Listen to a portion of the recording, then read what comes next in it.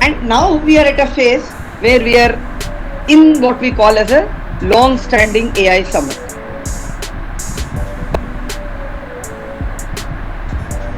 So if you look at this slide, you will see that you have early algorithms.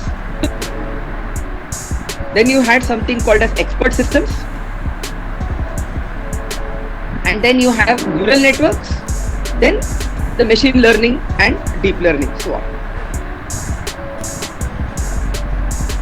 When AI was first started, the idea was to look at things that human beings do and then try whether algorithms or programs can achieve this. So writing a poem, playing some games like checkers, chess, etc.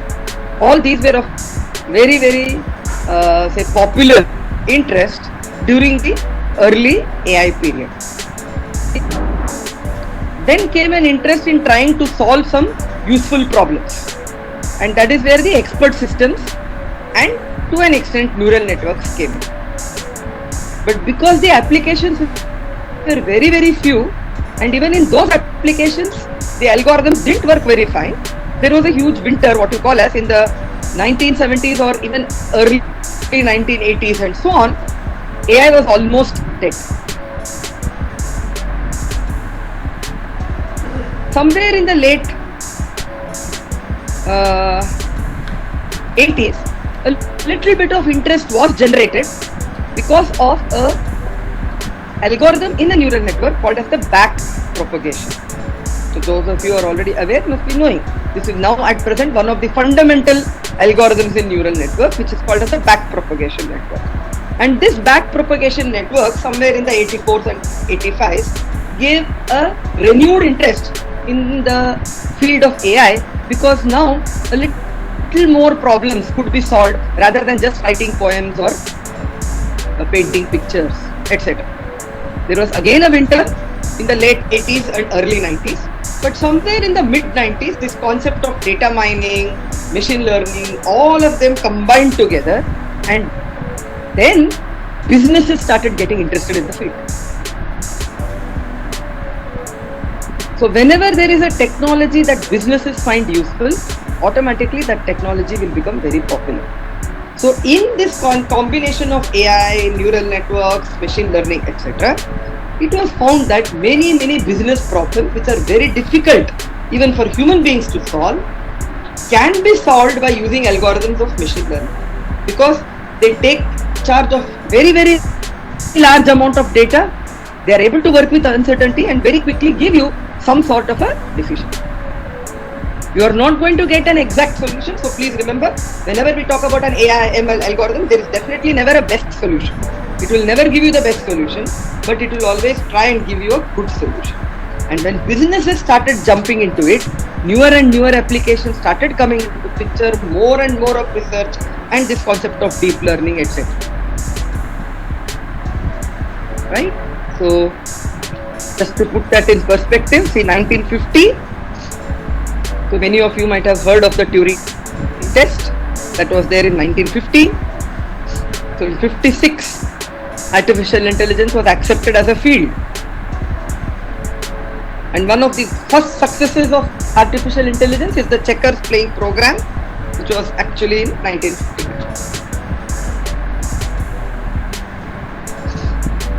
So this was the first winter. Again in the 80s, expert system, and as I said, back propagation algorithm. They tried to solve some human problems. In fact, a lot of successes with expert systems in the chemical field, even in the medical field. So some applications like mycin. There was also a very popular psychiatrist assistant called as Eliza. So these were all great successes in this expert system era. And then of course came the back propagation algorithm. Another AI winter.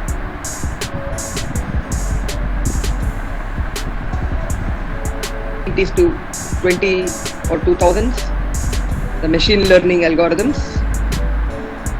World chess champion.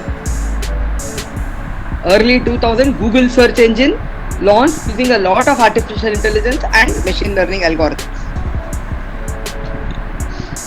If you look at 2005, So DARPA is a grand challenge in AI. So a self-driving car wins the challenge. Then the military got into it and they started pouring money into AI research. 2008, Google. In around 2006, this concept of deep learning came into being. First application, even now the most classical application is ImageNet database of human tagged images. So thousands and thousands, and people keep adding to the ImageNet database. Whenever you go to some application, it will ask you for a CAPTCHA. It may give you either letters to put, or it may give you pictures and tell which pictures have a car and so on. All this data gets added to large data where handwriting recognition data or object identification data. So when you put something as a car, etc., all this gets added as tagged images. And all this, basically, the first paper on deep learning, which was able to identify objects in the ImageNet database. If you look at 10 to 14, so IBM had a whole wing which was called as the Watson program, which is fully for AI, and this managed to defeat human in a quiz competition called as Jeopardy. Very, very popular, like our KBC and so on. In 2011, the first iPhones had a speech recognized sort of assistant called a Siri. So in 2012, video data, also they started using video data on YouTube, and you have your YouTube recommendations and so on. All of them work on deep learning. And then you have your self-driving car and Alexa.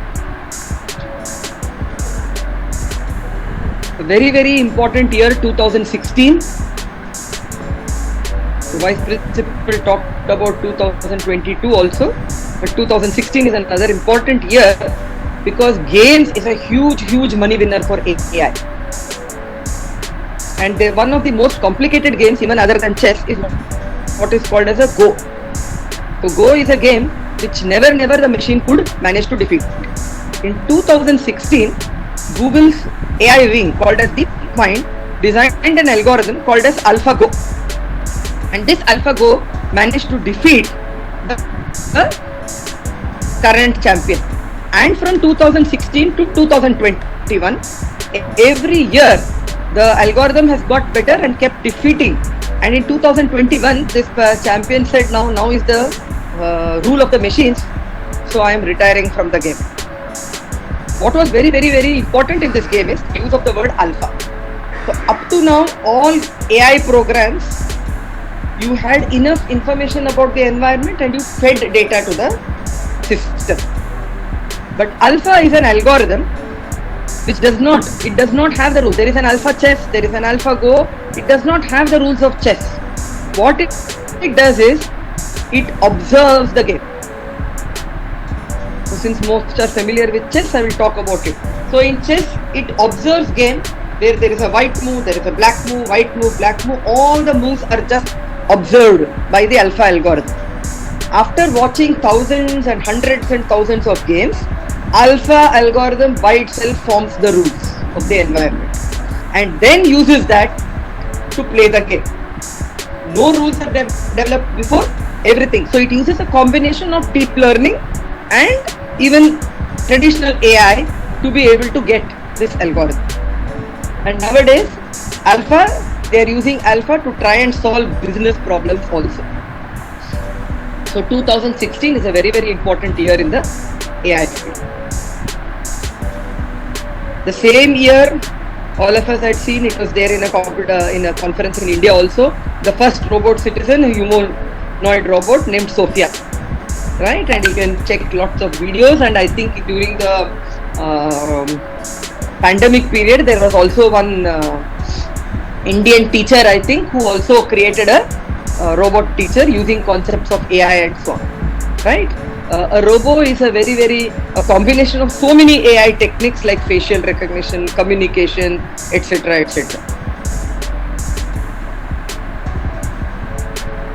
Natural language processing is again a very popular area for AI, and one of the most important technologies is what we call as the BERT technology.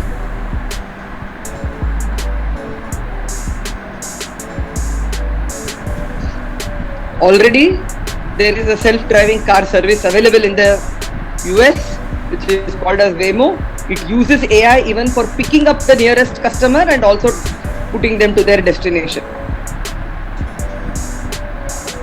And 2020, of course, yes, I already talked about it. Several distributed teams working using AI algorithms. They were able to predict the RNA sequence of the virus in 27 seconds. Right? So these are all some examples. So if I look at the total landscape, this is how it looks like.